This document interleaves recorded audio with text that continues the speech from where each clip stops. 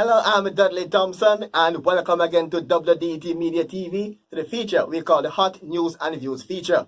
And today, the big talking point in Jamaica's transport sector is taxi operators asking for a fare increase. And also, the Uber and the Red Plate launch in Jamaica. But guess what? The Minister of Transport, while applauding Red Plate, is also urging Jamaican taxi operators and showing them how they can earn more money from a taxi cab. Here now is the Minister.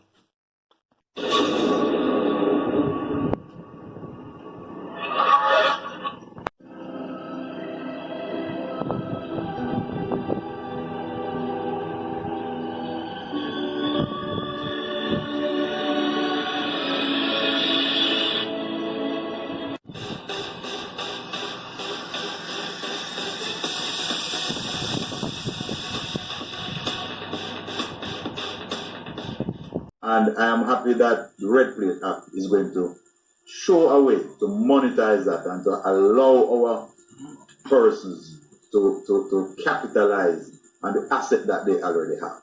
And another thing I would like to bring to Aldo's attention to increase the revenue stream on his platform is the whole matter of advertising on the vehicles. They're on the vehicles and in the vehicles.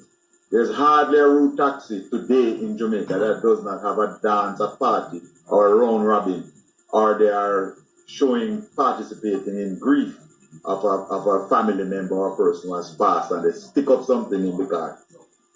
In New York, there's actually a screen, a little 9-inch screen that run ads, and it is not beyond us to do the same in Jamaica. Why it is that a passenger, once they step into that vehicle, the Wi-Fi, they can be connected to Wi-Fi, and before you can get onto the Wi-Fi, 2 or 3 ads are played, just as we do on the JUTC, and every 20 minutes, about 3 or 4 ads have to be played, but the ads are age appropriate. So it's another way of monetizing the space, because when a passenger is in your vehicle, and the average taxi ride in Kingston is going to last 15 minutes, you have a captive audience for 15 minutes, and that too can be monetized. So it's just another idea, just to encourage persons. I would like to challenge the industry again, that they need to come together, unify, to seek to develop a short-term, medium-term, and long-term plans.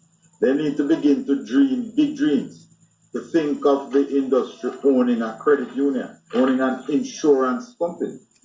I dream of the day when the associations, all associations, come together as one, when our public passenger vehicle not only think of being on the road, but to think of the next chapter of service interruption, of having drones carrying passengers. We need to think big, because with the congestion on the roads, Virgin is taking delivery in a year's time of some pilotless drones to carry passengers within the urban space to get over the congestion on the roads. We need to begin to think this way, to think outside of the box, to disrupt the society, the industry as it is, in order for us to remain current. And what Aldo is doing is creating that disruption, but within order. There's a lot of talk now about the introduction of Uber into Jamaica. It is something that I believe is an opportunity. And what it has done, Aldo could not, and I believe Aldo and his team carefully chose when they were going to launch. And I wondered when he came and made the presentation to me at the ministry, why he was taking so long to launch. Now I understand why, gentlemen. It is because you had something going with Uber, and you have prepped up the Jamaican mind. Every Jamaican is paying attention to rideshare. It has created a platform for you that tomorrow morning now, this is now the Jamaican answer. The improvement on what Uber offers is what Red Plate offers.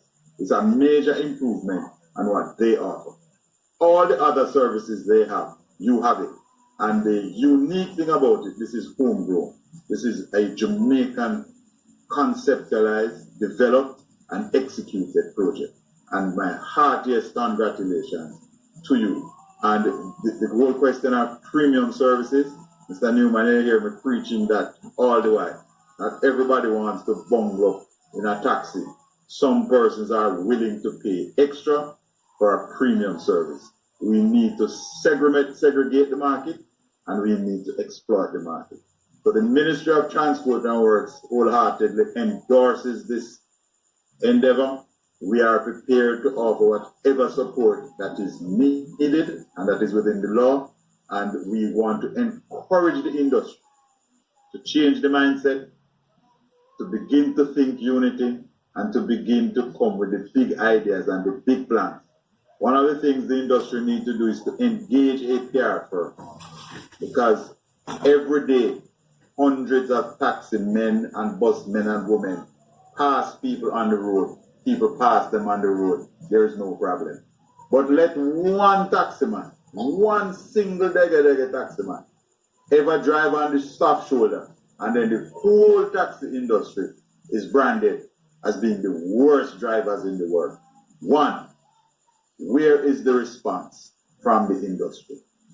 When people come on the radio and lambast the taximen, but I don't hear anybody coming on the radio or on social media to say, last night a taximan stopped and helped a lady change her time.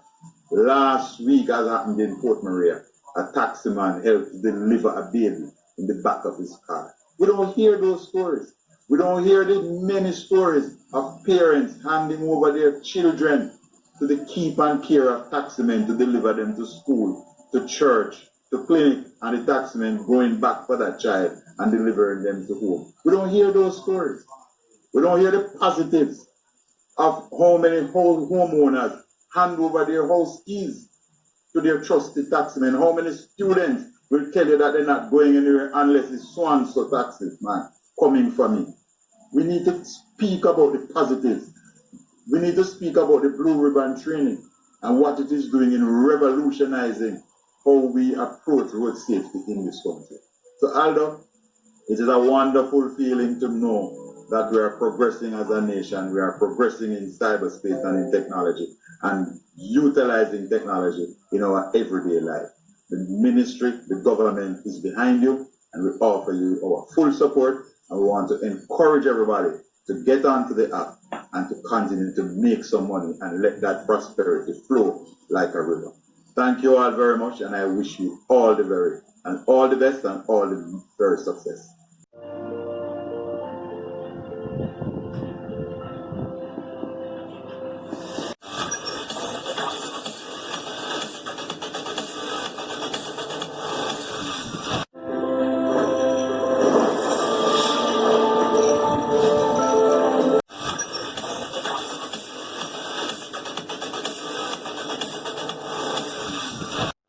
I'm Dudley Thompson, and as usual, thanks for watching.